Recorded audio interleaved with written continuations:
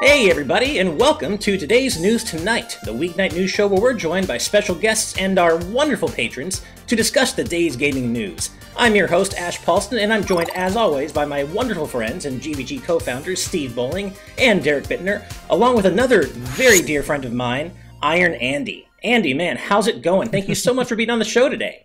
Wow, I was laying in bed last night, and I told my wife, man, if I ever get to go on to GVG, that's when I know I've made it in life.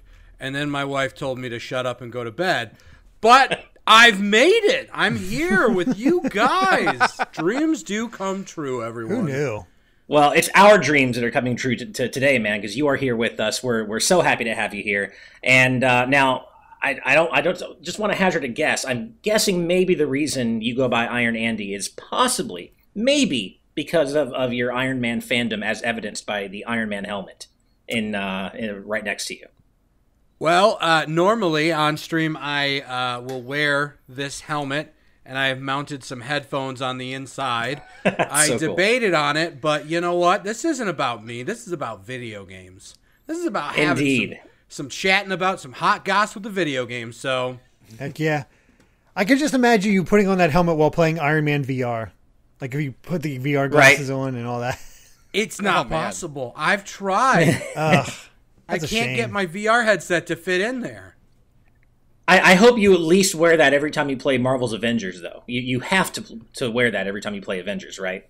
Yes. And all my other characters are pretty low ranked, except for Iron Man, who's of course jacked into the sky. Nice. Jacked into the sky. Well, on that note, we do, as always, have a sponsor for today's episode, and that sponsor is today Chip Damage Mike, who says, "Hi, my name is Mike, and I win all my fighting game matches via chip damage. I am also plagued by being interested in too many things. Movies, comics, manga, anime, video games, toys, and all nerd culture have their hooks firmly embedded into my brain, and I just want to talk about it. Over on my channel, Chip Damage Mike, we look at rare, weird, and valuable games on all platforms, ranging from oddities like the Neo Geo Pocket to the big ones like the PS4.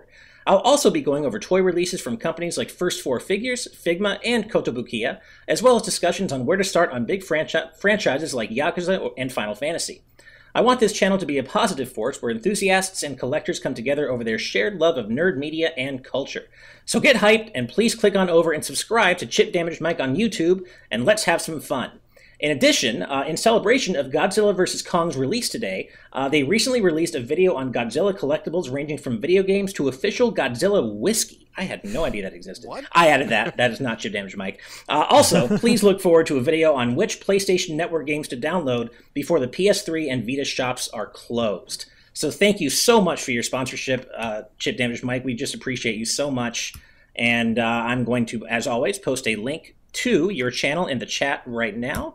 So you guys can go ahead and if that subscribe. whiskey is not called Atomic Breath or something like that, they missed an opportunity. Right? Yeah. Okay. So for those of you in our live audience, I just pinned Chip Damage Mike's YouTube channel to the chat. And those of you watching the VOD version, you can find a link to his channel in the description below. And let's just, pump those subs up as much as we can. And once again, thank you so much, Mike, for your support. It means the world to us. Yeah, absolutely. Thank you. And I really want to know about this Godzilla whiskey. I do. I don't even like whiskey, and I'm interested. I gotta say, whiskey is one of those things I drink, and it's like, okay, I'm good. Yeah, I can't. Whiskey's not my thing. Whiskey, this boy. Yes. That's my thing. Nice. That's a man of taste right there. I have friends that get together, and they'll have a glass of whiskey and the cigar, and they just have that traditional thing. I'm like, good on you. I can't join. Oh. I can't smoke. I can't have whiskey. It's just too much for me. I enjoy whiskey quite a bit, but a cigar just ugh. Same. that sounds disgusting to me. The only hard alcohol I can really not hate when I drink it is vodka. I won't do shots of anything except vodka. Tequila occasionally when I want the clothes to come off, because as we all know, tequila makes the clothes come off. Wow. But generally, no, but seriously, vodka is really all I drink when I'm doing shots, because everything else is so gross to me. And vodka isn't that much better, but it's just I can tolerate it better for some reason. Yeah, being over here in Michigan, we have a lot of really good wineries and distilleries, and one of my favorite whiskeys is from a company called Traverse City Whiskey Company, and they make a cherry whiskey with cherries they actually grow in Traverse City, and it is smooth and it is nice. It's not like a whiskey I drink every day. I mean, I shouldn't drink every day. Right, just in general, yeah. But it's I won't tell good. anybody. Hey, and man, it's always 5 p.m. somewhere, right? So if you drink every day, I won't tell anybody. Yeah. Yeah. Well, as much as I'd love to keep talking about alcohol, I think we have some video game news to get to, guys. So let's go ahead and get that first topic up on the screen. And this was posted in our Discord by Jess. And Nexon, the company behind games like MapleStory and Mabinogi, has invested nearly $900 million into SEGA, Bandai Namco, and Konami to aid them in developing and sustaining strong, globally recognized IP. So this is really interesting. And not only have they invested this much money into those companies, they have gone right out and said they have no intentions of trying to make any acquisitions or buying any IPs. They just want to boost the industry as a whole. I want to believe them at their word. I don't have any reason not to, but that's a lot of money to invest just for the health of the industry. How are you guys feeling about this? I mean, it feels like a huge PR gain. Like, that's the only thing I can think that they'd be getting out of it. Yeah. I mean, I used to work for Nexon. I was a low level. I was a GM, like entry level employee for a year or so. I was a GM for MapleStory and Mabinogi. It was a good enough experience. I had no complaints about the experience, but I know they have gobs and gobs and gobs of money. They're wildly successful. But yeah, it's a great PR grab, like you said, Andy. But beyond that, it does seem to really be what it says it is on its face, just an investment for the good of the industry. Well, let's be real though. You invest to get a return, right? I mean, it's not it's not a loan without terms. It's not like they just gave them money. They invested in those companies. So I mean, the cynical business reason is that they want them to do well so that they get that money back and then some. When they eventually sell off whatever their stake is in the company, probably non-voting shares or something like that. I mean, it's not super specific, and there's a very good reason for that. But because you just look at this and normally it's like, oh, that's really nice of them. I do love the idea of Nexon investing just to, they want these guys to do well so that they get that $900 million? Yeah. $900 million, yeah. Yeah, so that they get that back, right? I mean, I wish I had $900 million to gamble with. Don't we all? Yeah, I definitely wouldn't put it on SEGA, but I mean, I'm honestly Konami does well. It's for strengthening their globally recognized IP. I don't see Konami doing much with that money. Yeah. Sega and Bandai Namco, sure. Konami, I'm not so sure. But as the Final Weapon story, which is this is where the story comes from, is finalweapon.net, they do mention that this move could especially help Sega, who have been suffering losses year after year recently. Especially in the light of having to restructure recently. So hopefully this will help Sega out. But as you said, Derek, I don't think Konami's going to do much with it. The interesting thing is, as much as I love, and I do love Sega still. When I think people that respect their IP, like Sega and Konami, are close to the bottom of that list. I mean, Sega ignores 90% of all their IP, and Konami ignores more like 99% of all their IP. Right. Yeah.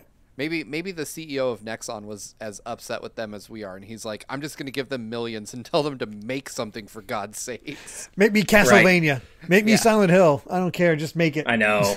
Well, speaking of their CEO, his name is Owen Mahoney, and this is what he had to say about the investment. We believe companies with strong, well-managed global IP are often overlooked and undervalued in a market that is narrowly focused on introductions of new IP. These investments reflect our respect for management teams that create and grow global properties over a period of years and decades. We believe that each has potential to capitalize on the secular shift from linear formats to interactive entertainment. So, a lot of buzzwords there, but it essentially, he's kind of encapsulating what you said earlier, Steve, about this being what they see as a long-term investment that they will eventually capitalize on, because a rising tide lifts all boats, as they say, right? Yeah, I imagine that this was just he had his chief marketing officer in the room with him when he was on the phone with Sega, and he's like, "I gave you millions, make Sonic Mania 2," and then just hung up the phone. He's like, "Yeah, that sound good. Like I'm a nice." He guy. just really wanted a very certain game from each company. It's like, all right, I need Pac-Man World 4, I need Sonic Mania 2, and I need new Castlevania. Just get on it. Yeah, right. He's like, I've essentially funded development of all three. Go get to work. Exactly. Yeah. But well, hopefully all three publishers or developers can make good use of this investment. As you said, Derek, I don't have much hope for Konami, but at least the other two, hopefully we can see some cool stuff. Bandai Namco, use this to bring back Klonoa, please. Probably should not do that because it won't go anywhere. But you'd make me happy. Whatever and happened to Klonoa Encore? That is the question. Right? Where is that thing? I mean, even if it is just a port of the Wii remake of Klonoa, it's still something. So yeah. All right. Well, let's go ahead and move on to our next story. Kind of a series of stories, actually, regarding Niantic's new Pikmin mobile game. Yes. All right. So this kind of series of stories was posted in our Discord by Mole, Dan and Twistle, and Lucas. And let's go ahead and start with the fact that the Pikmin mobile game is now being tested in Singapore already. So if you happen to live in Singapore, or can GPS spoof, I guess, if that's how that works, and as if you are in Singapore, you can try this game. And because of that, certain gameplay details have started coming out about the game. And I guess the game doesn't even have a name yet. It's called Pikmin App Early Access still, so it doesn't even have an official name yet. And it sounds as though the main gameplay mechanic has to do with step energy. I guess walking generates step energy, and that allows you to grow Pikmin from seedlings, which you can then name and feed. You can feed them nectar and make them bloom with different you're flowers. Naming the Pikmin? That's not a good idea. That's not. Yeah. We discussed this earlier. If and when I accidentally kill my Pikmin, I will be even more devastated. Right? Yeah. So I am decidedly probably the least ardent Pikmin fan here. I'm not super into the series, but of the three of you, who is our biggest Pikmin fan here? I'm a pretty big Pikmin fan, but I'm also a very big fan of Niantic. I'm addicted to Pokemon Go, very much so. My wife and I, at least a couple times a month, we'll like, hey, let's go Pokemon hunting. And it sounds silly, but it's just a nice way for us to get outside and enjoy the fresh air and not be cloistered inside. But I've sunk so many hours into all the Pikmin games that this just sounds like it's going to be a lot of fun. Mm-hmm. It's definitely feels less gamey from this description because, according to the Eurogamer article, it says, in other words, it sounds like the more you walk around your local area, the more you'll encourage Pikmin to grow. You'll also be able to send Pikmin out on expeditions to gather seedlings from places you've walked already. Selecting display flower trails with others will optionally allow you to show the routes you've walked for the past 5 days, along with your me-like avatar and Pikmin. All 7 species of Pikmin are included and expected to appear, and additionally, there's going to be costumed decor versions of Pikmin, which will appear in certain areas. So it really just seems like you're walking with Pikmin, finding more Pikmin, and walking with those Pikmin and just growing a whole horde of Pikmin to follow you around like Olimar and not actually do anything with them. Well, I guess according to the Nintendo Life article, sometimes your Pikmin will pick up a postcard, which is a digital image of Pikmin out and about on their adventure, which uses real-world photos shared by Pokemon Go and Ingress players. Ingress is another Niantic game. I mean, it does seem a little less gamey and more kind of... I guess the focus seems like it's on the AR aspect, right? It doesn't seem like there's necessarily as much of a game aspect going on here as Pokemon Go, at least yet. Yeah, I mean, with Pokemon Go, you have obviously your trainer battles and taking over gyms and stuff like that. So, but I mean, I remember when the game Pokemon Go first came out, and it kind of had some of the issues where there wasn't a ton of stuff to do at the beginning. Like you could go challenge gyms, but that was about it. So maybe they're going to be taking Pikmin and just building upon it. Like, hey, we're going to put it out in Singapore, see what people think, and then go with that. I mean, I have a lot of faith in it because I'm just a sucker for those kind of apps. Yeah. I'm really hyped about this. I don't know why I'm hyped about it, because like you right? said, it doesn't sound like there's a lot of game here to play, but I mean, it's on Android, so getting the app shouldn't be too hard. It'll be figuring out how to actually make it playable if you're not in Singapore, which I'm pretty sure there's also an app for that. So, like, spoof your location so that it thinks you're in Singapore. Because Pokemon Go players did this back in the day to, like, participate in events that were nowhere near them. And so I imagine the method would be the same. Yeah. And then I'm not going to lie, man. If I can get this to work, I will be walking around doing whatever it is you do in this thing tomorrow. So I'm excited for this. I think it's just I like Pikmin a bit more than Pokemon, which is probably sacrilege to some of the folks here in the chat, or maybe even here on the panel tonight. But I don't know. What you like. Yeah, I've always just thought Pikmin were I've felt an emotional attachment to my Pikmin more than I have my Pokemon, and I think that's just I don't know. It's maybe because they feel more helpless. You are using them as cannon fodder, so yeah, quite literally. They must be protected. I will laugh if all of a sudden they spend the first 6 months of the game like, all right, we're nice and chill, cultivate your friends. You're getting all these like Pikmin. It's like, oh yeah, it's the red Pikmin, Steve, the blue Pikmin, Gary, the whatever. For all the different Pikmin, I love all my Pikmin. Now we're introducing Bulborbs. Right. Have fun. Now your Pikmin can die. Well, and the fact that you can name them, as we were mentioning earlier, that's going to make it even... I mean, even as a non-Pikmin fan, the little bit of Pikmin 3 that I played, 1 and 3 actually that I played, I didn't name them, but I felt horrible when they died. Even when one would die, I felt bad. So the fact that you can name them and actually personalize them, that's terrible.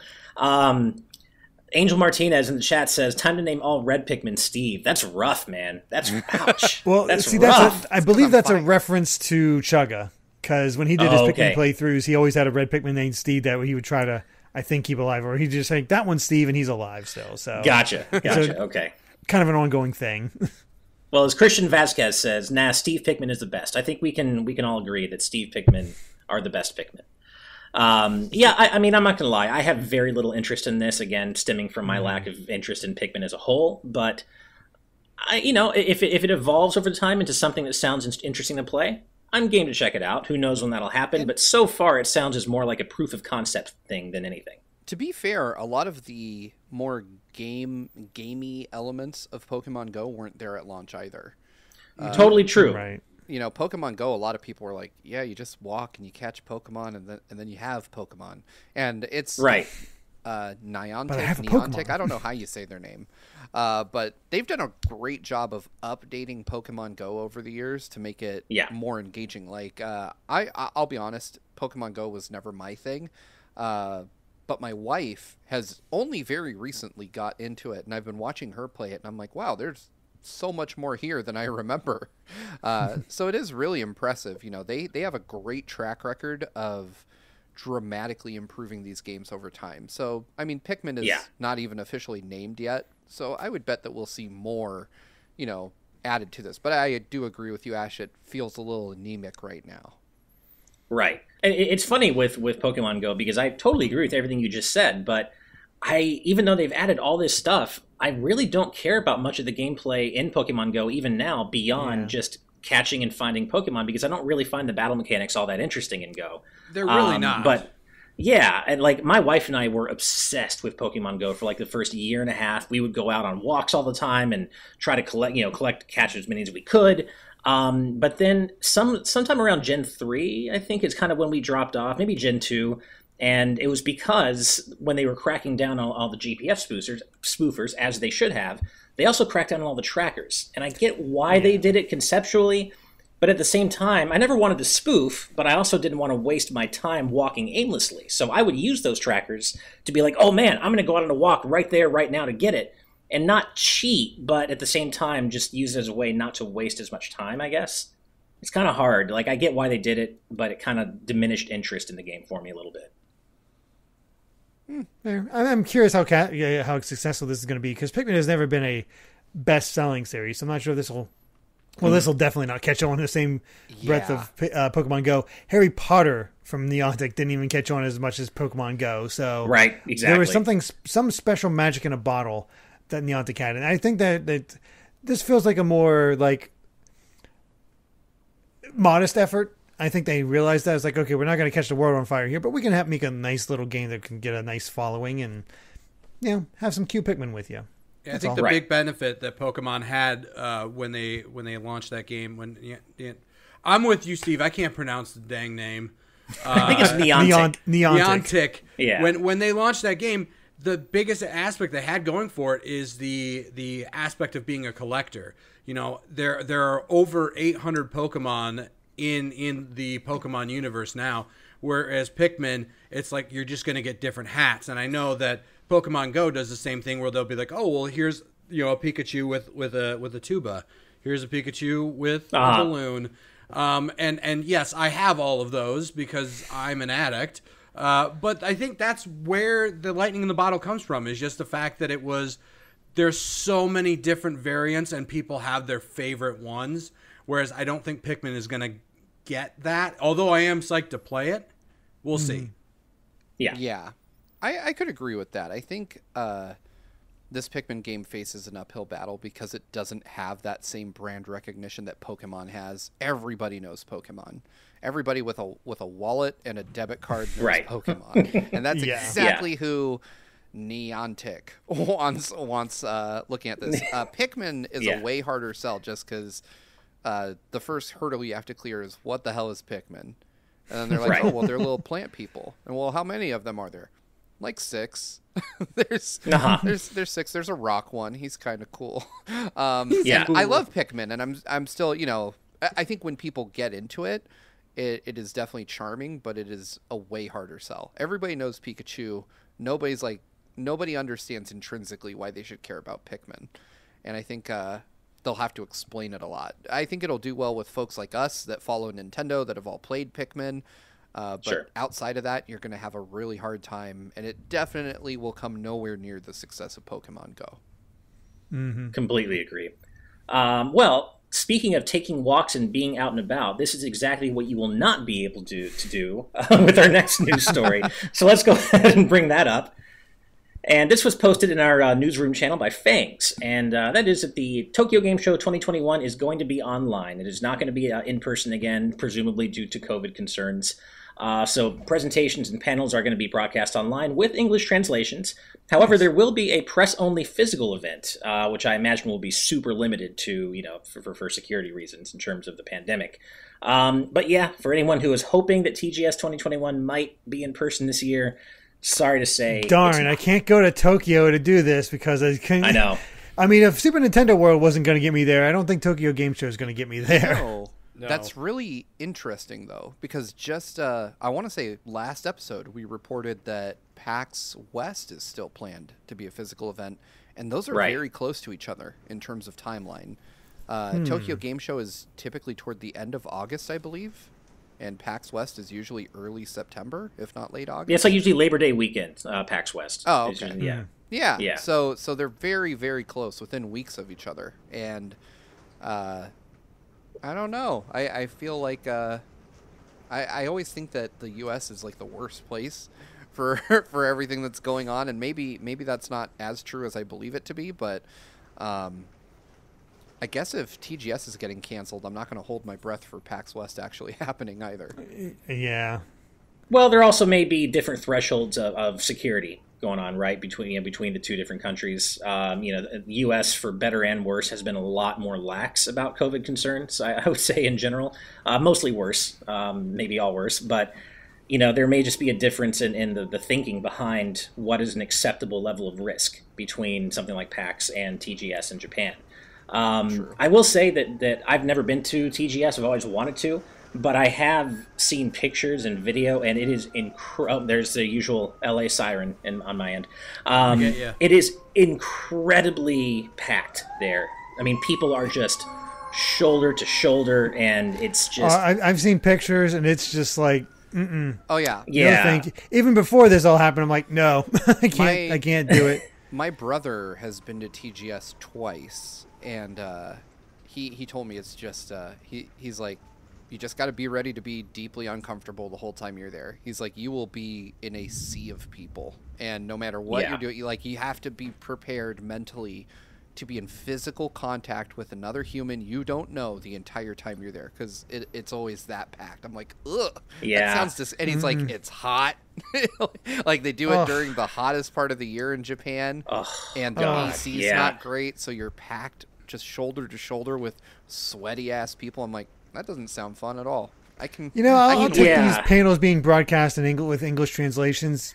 We're good. That sounds actually horrible, because I mean, even as someone, we've all done plenty of conventions, and I'm comfortable being around a lot of people in packed spaces, but I've also been to Japan during their summer season, and it's awful. Is miserable. You walk outside. The worst humidity I've ever experienced in my life. Oh yeah, within 3 seconds of walking outside, you're just dripping in sweat from head to toe. It's disgusting, and I cannot imagine having that in addition to just being shoulder to shoulder with a bunch of other hot, sweaty, smelly people for hours. No, thank you. Especially during a pandemic. Even if the pandemic is receding a little bit, if it is or not, even during whatever, it doesn't matter. I'm good on that. You think that's going to change when the vaccines have been distributed to people and the virus isn't really that much of a concern? Do you think that people are going to embrace the convention lifestyle, or do you think that lifestyle is going to change from what it was? Do you think that less people are going to go to it, or? Nope. I think more people are going to go. I think what has happened is that people are so wound up and want to get outside and want to do these things. I mean, I'm experiencing it personally. I really want to go back to E3 and PAX and see all my industry friends. And I think that greedy corporations, being what they are going to capitalize on that like crazy. They're going to say, "Oh, we've somehow found a way to cram even more people into this shit," and show us a handwritten note that says you got the vaccine and you're good to go as long as you give us $900 for the privilege. I fully believe that they will find a way, because the ESA has to be hurting. They've canceled 2 E3s now. And they probably, I imagine, desperately want to find a way to hold one. And when they can, if they can get away with it, they are going to find a way to open it to as many people as possible. I think the only thing that will hold them back is if the exhibitors push back on it and say, hell no, we don't want this. We're the ones that pay you the most money. Because Sony, Nintendo, Microsoft, all of them. I mean, Sony and Microsoft have pulled out already, and Sony being as specific as I imagine a corporation would be, saying, we just don't really like the form the show has taken, and maybe if they change it, we'll come back. And so I think what it will take is the people with the biggest wallets voting against that and saying, we want this to go back to media and influencers only, or we're just not going to give you the $9 million we would have given you. And you can just sell that spot to someone else who probably doesn't want to blow $9 million on you either. So, I think that, if corporations have their way, they will absolutely find a way to make these things not only as open as they were before, but denser and more packed, which is just a nightmare. Yeah. And it's hard, too, because, I definitely share what you're saying, Steve, about feeling wound up. I can't wait to go back to conventions. I find myself hoping that PAX West can squeak out this year. But at the same time, I have a real problem with states that lift restrictions too quickly. And, I think we should definitely always be on the side of caution and safety when it comes to this pandemic. So at the same time, I'm definitely against doing this before it really is safe to do so, even though I find myself hoping that we can go this year. So it's a really, something that none of us have ever lived through or dealt with. It's a very tricky thing to deal with. Just gotta hope for the best, but, be ready to not be able to do things for a while still. Exactly. And various people in our chat are saying that they don't really expect conventions to really come back until 2022. And I agree. Yeah. Again, I am hoping for PAX, but I kind of don't think it's going to happen. And the main thing I'm hoping is that we do get MAG 2022. We'll see. But safety first though, and you don't fuck with the pandemic, man, right? Safety first, and if we can all just hold out until it is actually really safe and enough of us are vaccinated to, for us all to be safe, then convention on, man. Let's do it. But going back to Tokyo Game Show, just specifically, it is going to take place from September 30th to October 3rd. So, of course, that'll be when we start hearing some announcements coming out of the show, delivered via online presentations, of course. And there is going to be a press event, as I said. It's going to be at the Chiba City's Makuhari Messe Center, which is the usual home of TGS. But, of course, we don't have any information on how you can get into that event, and I don't think any of us are going to be there. So probably Whatever. doesn't matter to us. Yeah, exactly. I will say I love the idea that we're getting online panels with English subtitles. I feel like this is the most accessible TGS has ever been, and I love that aspect of this. So I'll actually watch it. Sometimes good news comes out of it, but also I'm just curious what TGS is like, and this is probably the closest I'll get for quite some time. Yeah. Yeah, it would be nice if we could all go to TGS in a future year, like in a shared trip to Japan. I think that would be great. But at the same time, though, now that I think of it happening in summer in Japan, I'm not sure I ever want to go, actually, now that I think of that. Yeah. By the way, in the chat, Black Ninja says, "Hey guys, finally made it to today's TNT. Hope everyone is having a good time." Well, thank you for making it to today's episode. We're glad you're here. Yeah. And we hope to see you in as many future episodes as possible. Absolutely. Well, let's go ahead and move on to the next story, which has to do with something we talked about, I believe, last week a little bit. So let's go ahead and bring that up. And this was posted in our news channel by Jess.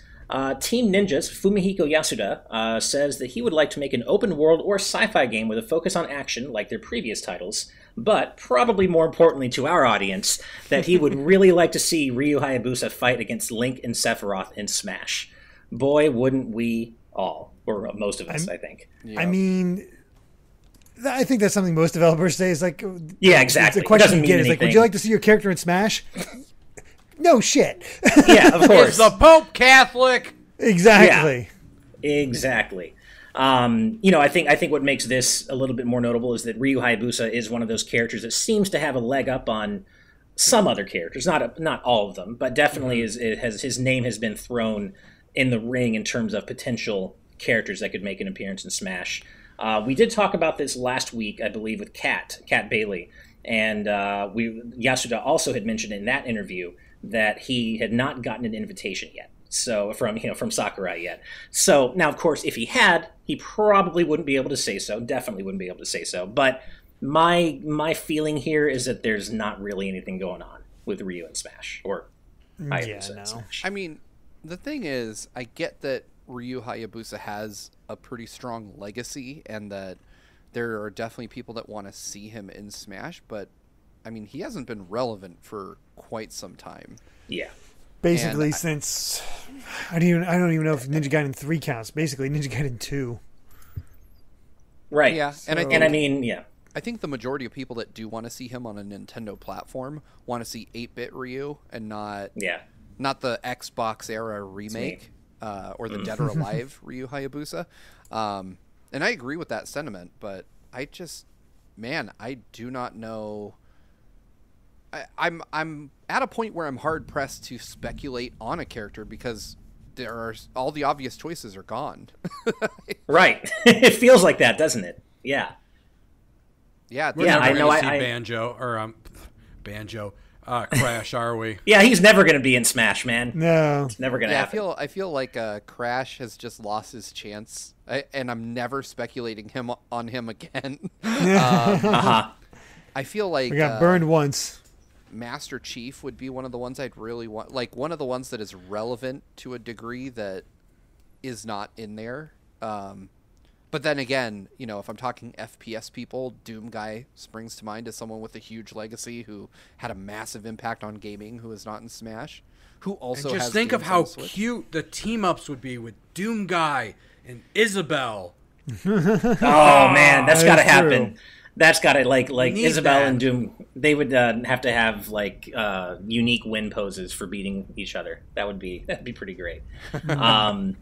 Yeah, no, I hear you guys. I mean, I agree with you, Steve. Hayabusa hasn't been relevant in a long time. Although, one could make the argument that Banjo-Kazooie hadn't been relevant in a long time at the time they got into Smash.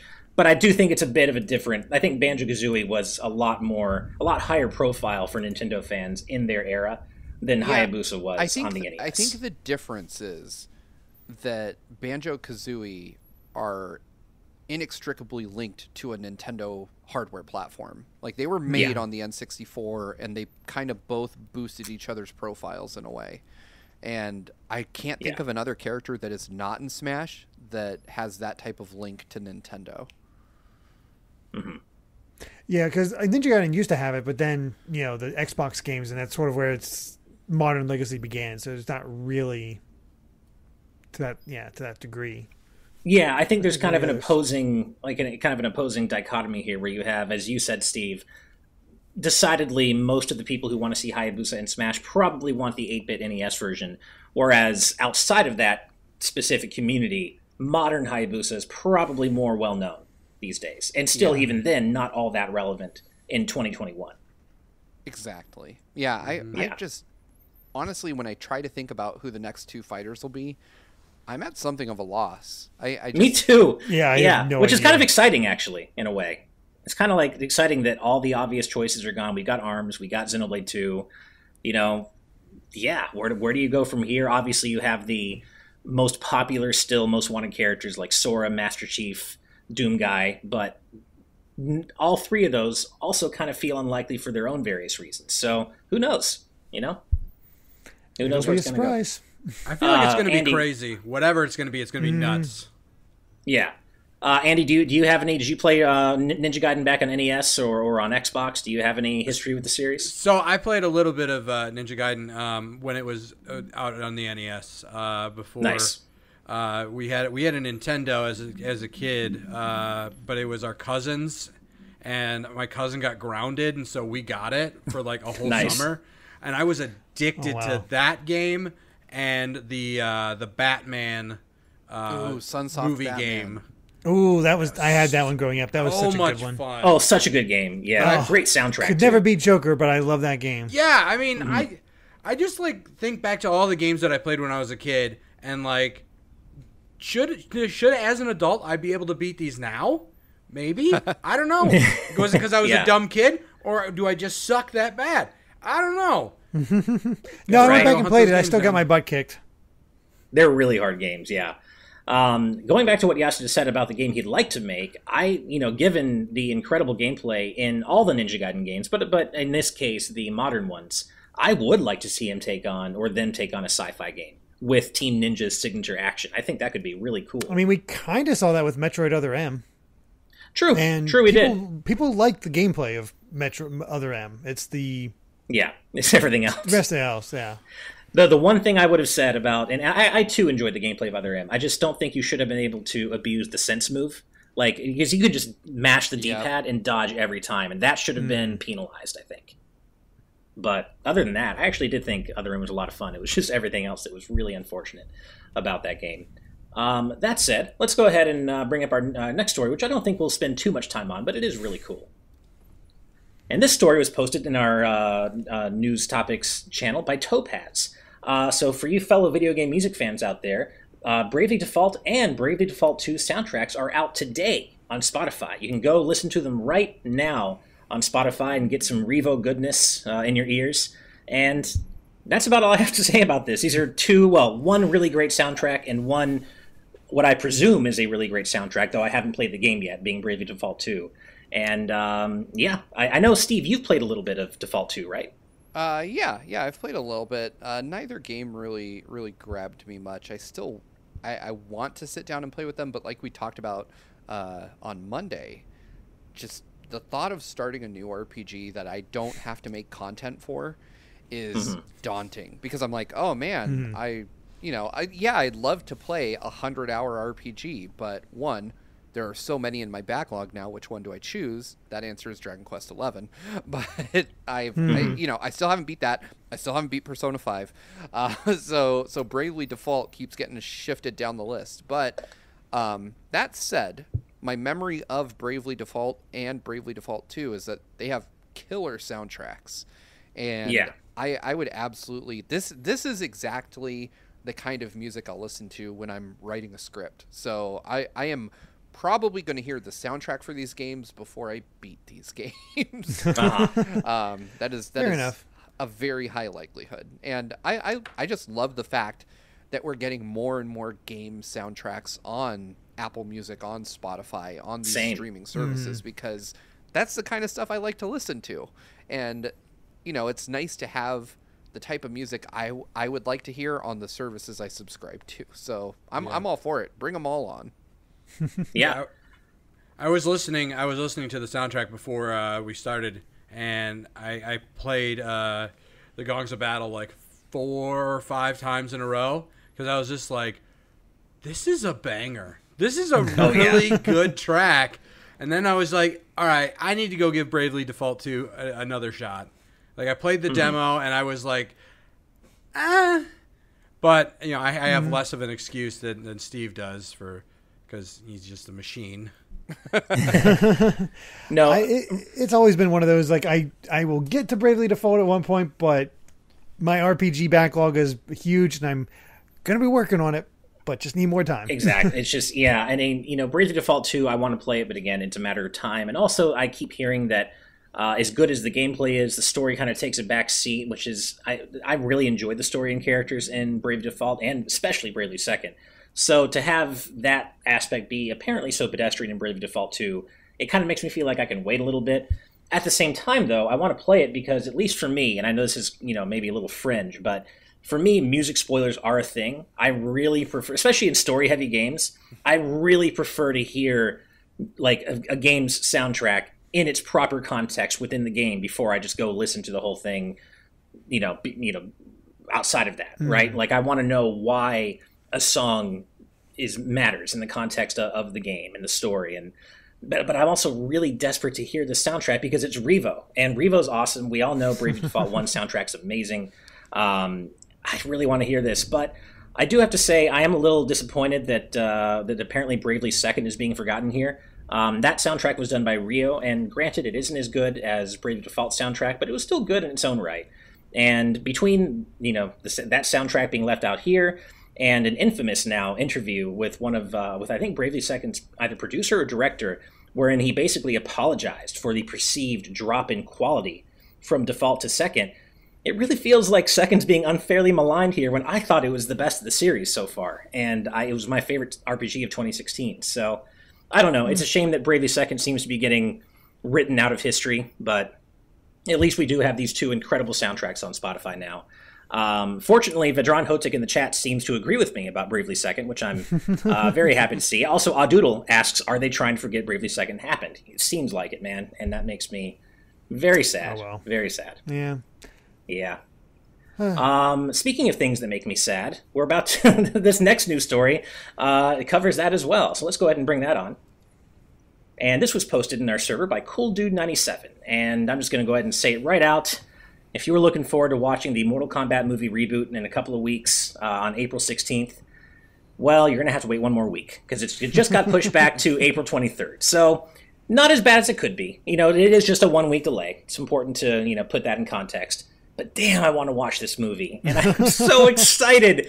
But the official reason given is that Warner Brothers wants to give Godzilla vs. Kong more room to breathe, which, hey, you know what? Yeah, that makes sense. Yeah, I mean, gobs and gobs and gobs of money were spent to make both of these movies. Of course they want to give, you know, Godzilla vs. Kong more breathing room. It makes sense. Yeah. A lot of effort goes into making any film, and with my limited experience working on some independent, low-budget films, I understand that. And there's a part of me that maybe they're still tweaking. Maybe that's not all that's true, because a lot of times they'll still like fiddle and tweak, and especially with this IP, they want to come out strong, and they want to like completely say, hey, we're different than the 90s films. This is a much better version. I like the 90s films. Don't hate me for that. I did enjoy them. But part of me thinks that maybe this is just like, they want a little more time in the edit or something the executives aren't happy with, or I don't know. Possibly. I don't know. I still need to sit down and actually watch Godzilla vs. Kong. I want to try to do that tonight, maybe. Yeah, it is actually. It came out today, right? I believe. Yes, came out today. Yeah. So I'm looking forward to that because I don't know. I've not watched many Godzilla films, but the ones I've seen I've always enjoyed. but I guess I'm easy to please. I don't go in with high expectations for these. I just like, does this monster punch this monster and the action's good? Great. I don't care about anything else. Yeah, that's kind of where I'm at with it. I don't have a lot of latent interest in Godzilla vs. Kong. I've never really cared about either character, but this one Kong specifically Skull Island seems was like solid. a really... I've heard that, and I kind of want to go back and see that, but this movie specifically looks really cool, even if you're not a fan of the characters, in particular. So I kind of want to check it out as well. I'm kind of where you are, Derek. It does seem really cool. Sorry, I either cut off either Andy or Steve. I'm not sure who it was. I don't know. And I love how both of you, I wasn't going to say anything. Maybe not. I thought somebody was going to say something, and I guess not. Cool. As far as Mortal Kombat, I'm looking forward to seeing it. It's like 1 week, whatever. I can wait. Yeah, it is 1 week. I will say that Kong versus Godzilla, or I know I flipped that, is going to be much better than the original, which I have watched. The fact that they flew King Kong off the island with balloons was hilarious. I did see, my grandparents, for whatever reason, had a copy of that when I was really young, and I remember watching it. And I don't remember much of it, but I remember being heck yeah, Kong won in the end of that one. He's a Kong fan, huh? I don't know who I'm rooting for in this one because I like both, and I just realistically, Godzilla has it though, especially if you've seen the end of King of the Monsters. Like, my God.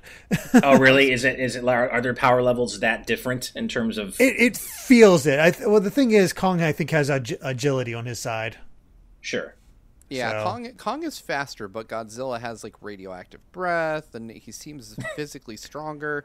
I mean, he's also got the homie Space Godzilla, if you want to get down into everybody's predicted it. I have not seen the movie, so I have no idea if this is a spoiler or not because I'm just guessing. But these types of movies usually have this versus this. Great. They're going to fight a third threat that shows up and they have to team up together. Or that third threat is controlling one of the two. So right. That's gonna be it. What is Kong's main villain? Like a white dude, isn't it? like a Mothra, and then a white dude with a tranquilizer gun. Racist. And they're like, well, no, in Skull Island, it was a black dude. It was Kong versus Samuel L. Jackson, which I mean, to be fair, I would put my money on Samuel L. Jackson in just about any. Yeah, so. Might too. Yeah. I'd be like, how many motherfucking snakes are involved in this fight? Exactly. I will say that I am comfortable with believing Warner Brothers at their word here because I'm looking at the news story on Variety, and apparently Godzilla vs. Kong has already made $121 million at the international box office. Wow. It's right, awesome. And it's done especially well in China, generating $70 million on its opening weekend alone. So that might be even better than King of the Monsters, so that's... Right. That's good news. That's good news for the Monsterverse. Yeah. I'm a huge kaiju fan, so that's hell yeah. Makes me happy.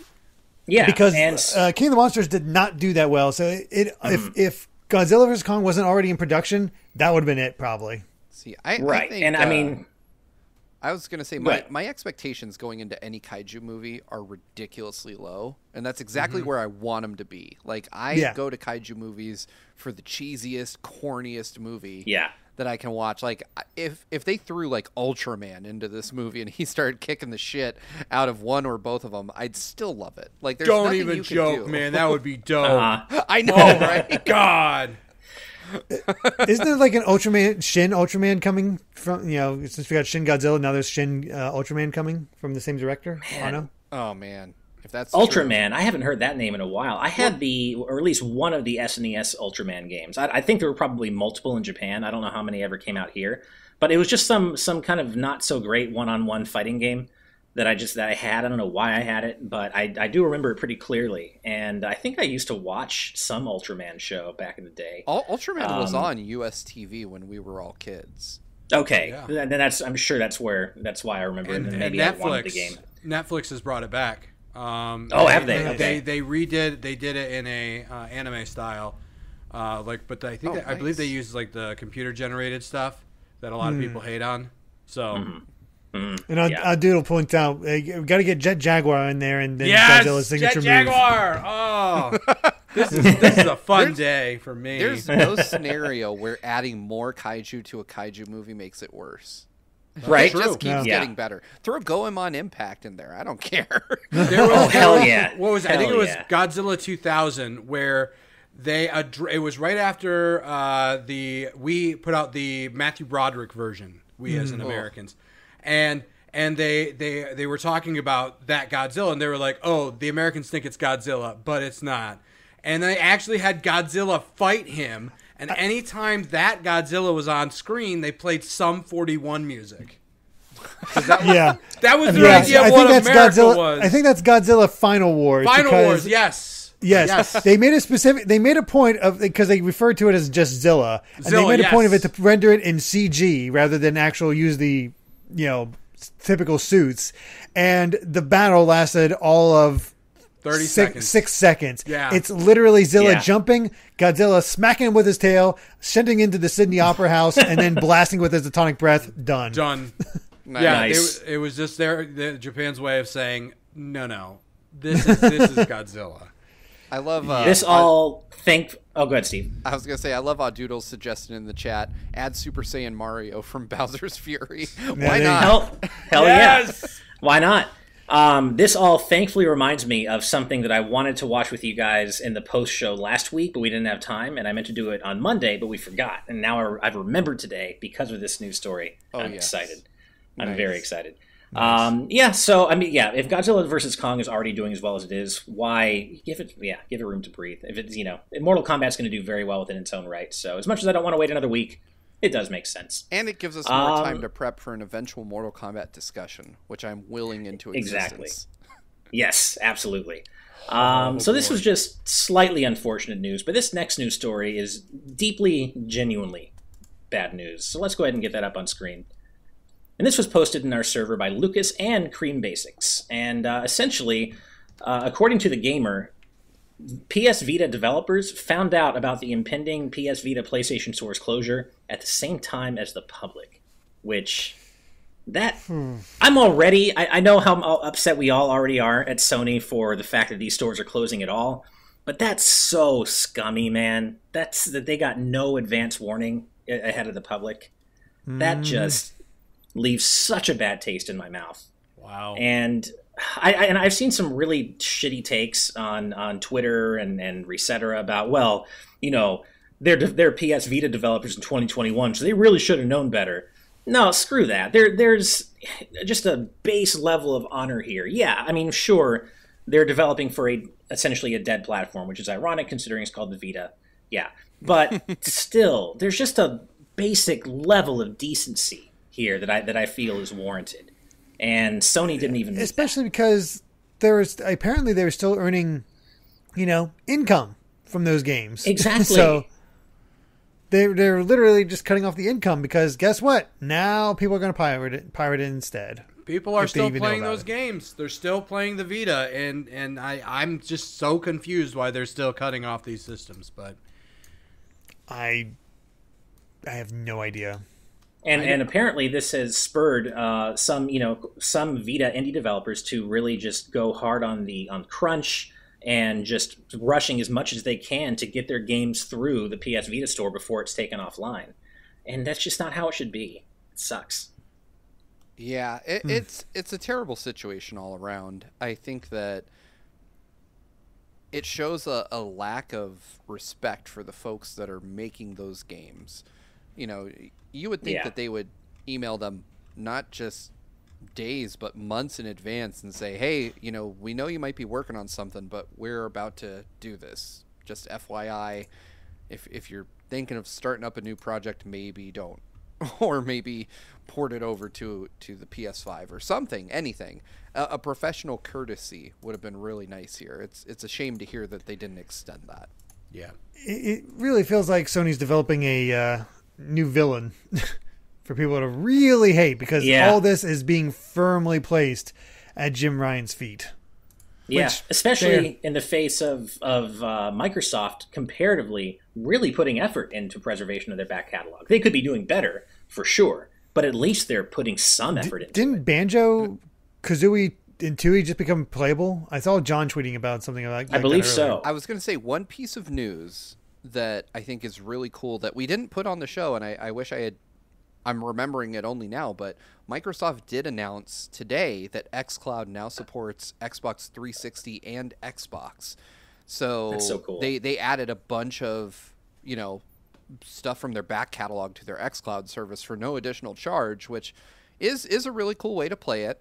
I'm not going to go as far to say as it's a good move for preservation, because if they ever decide to turn off the lights on xCloud, no one owns those games still. Right. But a lot of those, I think all of those same games that are supported, you can purchase, and they've been purchasable for years now. But it's cool to see that they're adding backwards support to xCloud as well, in case you don't want to buy an Xbox, because not a lot of people do. So right. Yeah. Well, it's done. Hopefully, it's I mean, I can say hopefully, but hopefully nothing. There's really no silver lining to this story. You know, the store is still closing, and developers still got, no advance notice before the public. There's really nothing good to say about this, unfortunately. Nope. But thankfully, our next news story is really exciting and really positive, especially for me. So let's go ahead and get that up on screen. And this, of course, is posted in our Discord by the GVG community's resident, or one of our resident hardcore Mega Man fans, 112. And that is that the mobile game Rockman X DiVE might be coming to Steam.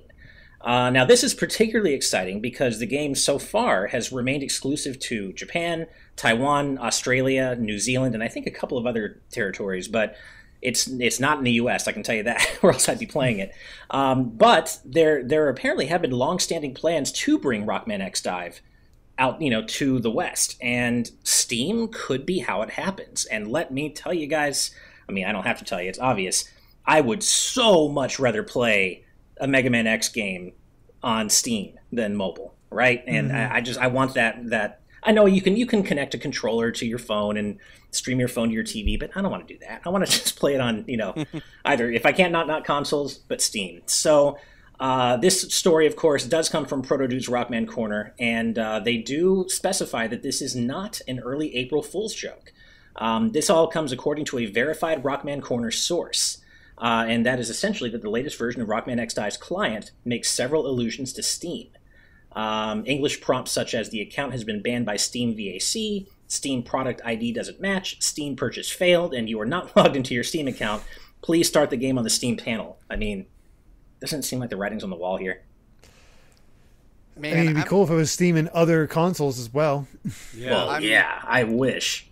I'm just gonna say what I always say, and that's take this news with like a pound of salt. And the only reason I say that is because we have seen a lot of different things data mined out of games that are there for no reason. Famously, Grand Theft Auto 5 and Red Dead Redemption 2 had Switch controller layout information in them. Right. And everyone's like, oh, those games are coming to Switch. And, well, they're not here. So, nope. That being said, and I don't know the history behind this. Maybe the Steam info was just added to the game, which would be definitely interesting. It's also entirely possible that perhaps they have a Steam build that they use to test and debug with, and because it's easier to have a group of testers test things on a PC where they can record footage easier and have access to logs and stuff like that, than having people test on a phone necessarily. If you want kind of what they would call, I think it's called white box testing, where you can see what's going on behind the scenes. Phones are traditionally more locked down than that, but I mean, like I said, I don't know the background. I would love for this to be on Steam. I would absolutely love it. I remember you and I, Ash, we were talking about some cool designs that came from this game, like some exclusive Mega Man armor designs. And I was like, damn, where the hell did these come from? And you introduced me to the game. And I've wanted to play it, but yeah, it hasn't been worth the effort to like download the APK and install it and do all the things I'd have to do to trick my phone into thinking I should be allowed to play this. Right. So if it comes to Steam, I will absolutely pick it up and check it out, even though I don't know much about it. But hell, it's anytime a new Mega Man game comes out, that's good news. So hopefully this is, hopefully we find out tomorrow that this is actually coming. So yeah, actually, on that note, in addition to this, the game potentially coming to Steam, the Rockman X DiVE, I believe it's a Twitter account and website, have kind of hinted at the next big update to the game is coming in April, which might add an AR mode. And you can look at this on the website right now, where you can actually see like X running around in augmented reality. And we were talking about this before recording, Steve. It is, of course, worth noting that this news is dated for April 1st, so this could all be one big April Fool's joke, at least in terms of the AR part. Who knows? But as I understand it, it is not an April Fool's joke. So who knows? It might be, but I'm not really into AR stuff anyway, and even as a giant Mega Man fan, I'm not sure this would really get me to super embrace it. I'd probably try it once and then never do it again, but, kind of cool to see X in augmented reality. So I'm looking at this site, and I love this, that apparently one of the things that are like introduced. I think I know where you're going with this. Is a Mega Man Volnet alt, where it's bad Mega Man Volnet. Basically, in that game, you could be a jerk by like kicking dogs, destroying property, going to the grocery store to buy adult books, and you could just completely tank your reputation. And it causes Mega Man's armor to become darker and darker. And they have artwork here of Mega Man Volnet where it's just him with shades and a suitcase, and he's just like with dark armor, just like, yeah, I'm bad. See, it's so great. I love it. As a Legends stan, I love it so much. This is why I'm skeptical, though. Like, I really can't believe that that's a real thing. I want it to be. I absolutely. They made bad box art Mega Man. I could give that a. That's fair. Let me. I mean, and I have to say, I can see why on its face you might not. You might think that could be evidence of this all being a big joke. Steve, but I have to say there are a lot of playable characters in Rockman X DiVE that have never been playable in previous games that you wouldn't expect to see here, like CL and Copy X, and so in terms of the range of playable characters that's already in this game, I gotta say Bad Mega Man doesn't seem that far-fetched to me. I mean, this game has gone really hard on the fan service. I think Mega Man kicking dogs and buying porno, though, is where I'm Wait, you buy porno? Really, though? Yes, that's how that's you get part of bad Mega Man ratings. Legends. Mega Man.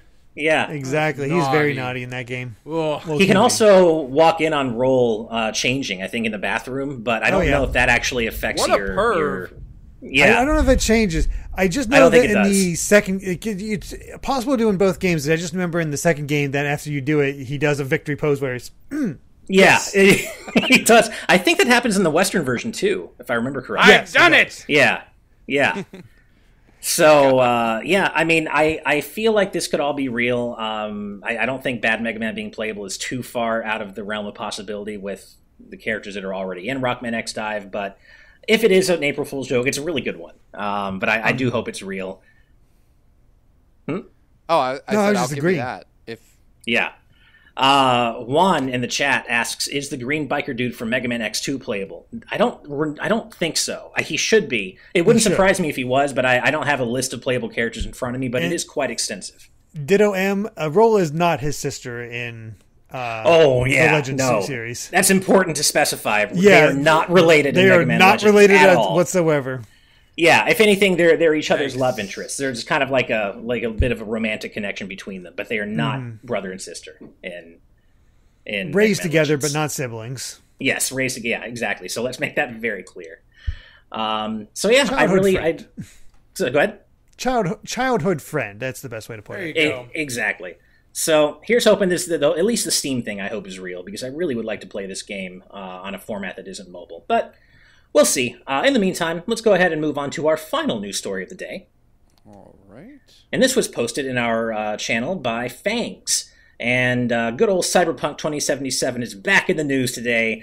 And apparently CDPR has, quote-unquote, reconsidered and possibly canceled Cyberpunk's multiplayer plans.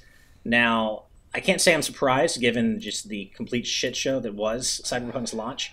However, I will say that I was not aware of any such multiplayer plans in terms of what form that was going to take. Steve, I know you play the hell out of this game. Are you familiar at all with what this multiplayer was going to be? I am. The article makes some weird assertions that it was going to be like a standalone game, but that was kind of your typical corporate PR bullshit. Cyberpunk was planned to have a multiplayer add-on.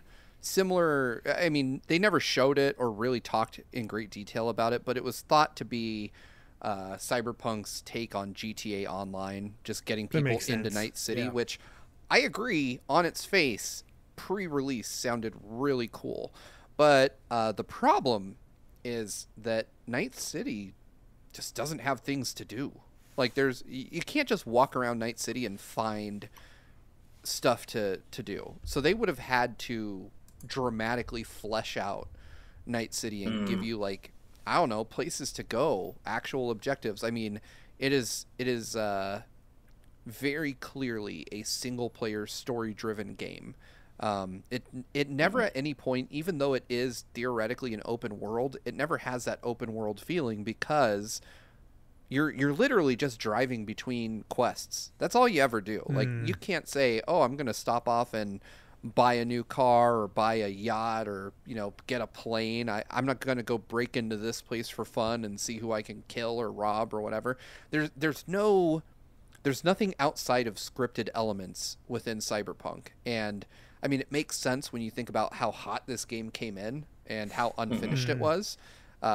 Tacking a multiplayer mode onto the game as it exists today, just, I can't see it happening. And if it did happen, I can't see it being any fun.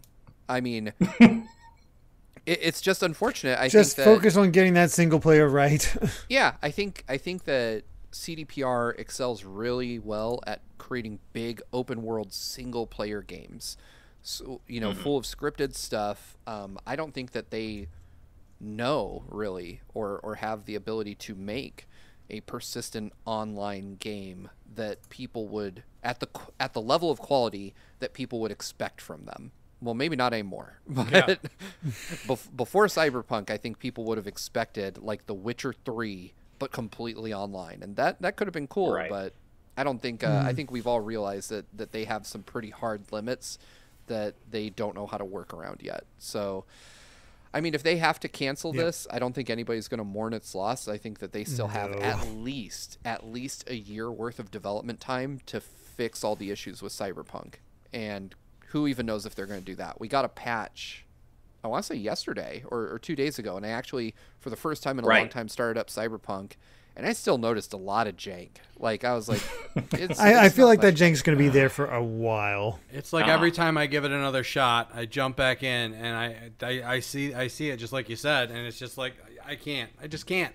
I lose interest in the story because of all the crap that's going wrong in the game. You know, floating chopsticks and people T-posing and their pants falling off. And that's so bad.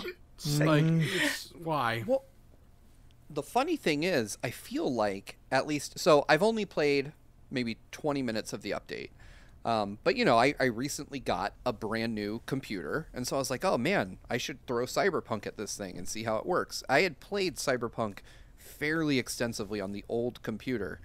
And yet somehow it felt like it performed worse than it did pre-update. So, like, I had never noticed texture pop-in on the PC version. I'd seen it plenty on PlayStation, but I was driving along, and the game was running noticeably smoother, which I'm going to blame on the expensive hardware it's running on and not on the game being better optimized. But then as I was driving, like, elements of the street just started to render in front of me as though the computer couldn't handle what the hell was going on. I was like, nope. I'm done with you. Alt F4, baby. I'm out. Like, it was so sad. The amount of hype around this game, and then I wanted this to be like my game of the generation, and man, it's so far from it. It's unfortunate because I think there is the beginning of a really good game. Just the folks working on it didn't get the time they needed, and people got greedy, and shit happens. Oh well. Well, we've got a really important message in the chat from JC saying, will they release Cyberpunk before the PS3 store closure? Nope. I don't know. Yeah, I'm guessing not. You won't be able to play it on your PS3. Sorry. Yeah, right. That's how I read that. Romsky113 also says, I mean, it kind of is a game of the generation, just for all the wrong reasons. You know what? That's a really good point. Yeah, that is true. Imran, our friend, posted on Twitter recently a very similar to JC's question. He actually tweeted, will CDPR manage to get Cyberpunk on the PSN before the PS4 store closes? I mean, that's a valid question, even better. Too. That's also, yep. It sure is. I kind of feel like that's just going to get canned altogether. I don't think they're going to even try to release it on PS4 at this point. No. Honestly, and Xbox One. I think that they're still beating that dead horse because they recently released a statement saying they're hopeful with this most recent update that, like I said, came out 2 days ago or so, that they are getting closer to having it reinstated on PSN. And they do mention very specifically, I have not dared to try it. Hopefully there's a YouTube out there braver than me that will. They said it performs much better on base PlayStation 4 and Xbox One, but what that even means, who knows? All right. Okay. Sure. I mean, I hope Mega Man Legends 3 will come out someday too, but, you know, I'm kind of realistic about what that hope actually means. But, you know, I do hope really that maybe this can work out for the base versions of the systems, just so, you know, people who really want to play the game on those platforms can. You know, so hopefully that can happen.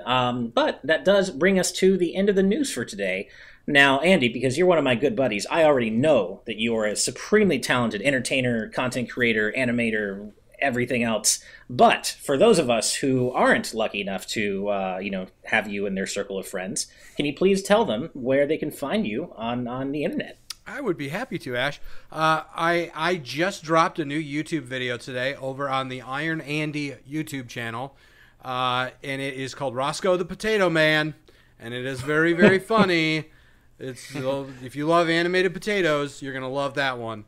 Also, I stream a few days a week on Twitch at Iron Andy, and I'm also on Instagram at IronAndyMK85. Because I'm such a dork, I picked out a favorite armor from the MCU. Hell yeah. Nice. Well, we're all dorks here, so that you're in good company. And also, you just recently, your YouTube channel just recently became monetized, right? Yes, I'm a big boy. Awesome. I'm not as cool as you guys, but I'm getting there. And it's really nice to see that I've kind of found like the type of videos that people like to watch, and it's really cool that the community that we're starting to build. So nice. It's awesome. Awesome. Well, dude, thanks again for being our guest today. We're really happy to have you here, and we'd love to have you back someday, man. I'm in. Awesome. Nice. Well, as always, we do have to extend a huge thank you to our patrons at the producer tier for helping to make this show happen, because without you, it would not be happening. We wouldn't be here doing all this cool stuff 3 days a week with you. So thank you so much for your support. But in addition, a massive, massive thank you to our patrons at the executive producer tier and above. And those fine folks include Jared Edinger, Brandon Bovia, Rob Arman X, Dan Entwistle, Z Patty, Hyrule Hermit, Sky Blue Flames, Adam O'Sullivan, Richard Herrera, Michael Phone, Floating Mew, Aiko Carroll, Christopher, The D-Pad, Vesmio, Waffle King, Nick Waterman, Jesse M, aka Kitty Kong Facts, Angel Martinez, Vedran Hotik, Macalau, John, Joshua Hunter, Evernight Studio, Benny Yao, Shadow the Cat, Azran127, Kinrule09, Jake Pelka, Geller, Joseph Rutkin, Titus Malvolio, Charlie Bird, Lucky Wonderfish, Top Dog 23100, Young Ben Kenobi, Charles Zaz, Douglas Chomix, Andrew Medeiros, Orem, Phantom 23, Scott Barber, Patrick Harrison, Becca, Rocks the Cat, Fizzywig Hoyd, Loyal Dingo, Flaming Highwayman, Sean Garrett, The Legend of Groose, Eddie B, Kai Ed, Kit Fisto, West Egg, Master Lynx, Sean Davis, Deaneth, Jackson Jordan, Michael McCaw, Matthew Wong, Ashish Joshi, Goron Amber, Straight Lace, Hoobie, Wolf X Blake and Moon Macarons, Kane, Captain Finlandia, 60 Minutes and 60 Seconds, The Game Orb, Dano the Artist, Synchro Lord, Brainchild, Rosa Pardo Bowling, Hi, Mom, The Flying Tacos, Scuff 196, Skull Kid Tiger, AJB Cool, Ship Damage Mike, Jason Uloa, Jaden Buck, Phantom Project, Wheezy Penguin, and finally, Anthony Wilson Jr. Now remember, you too can become a patron over at patreon.com/gvgaming, where you can support us at any number of tiers, including our $5 live audience tier, which allows you to interact with us and our special guests for every recording of today's news tonight. But, of course, whether you support us on Patreon or not, or you just, drop a like and a subscribe here on YouTube, we love you all the same. We value every single one of you, all your support, so thank you so much. And, so we'll see you next time on Friday, really. And until then, good night and good vibes. Bye, everybody. Rest in peace, everyone. Mario. Bye. Bye.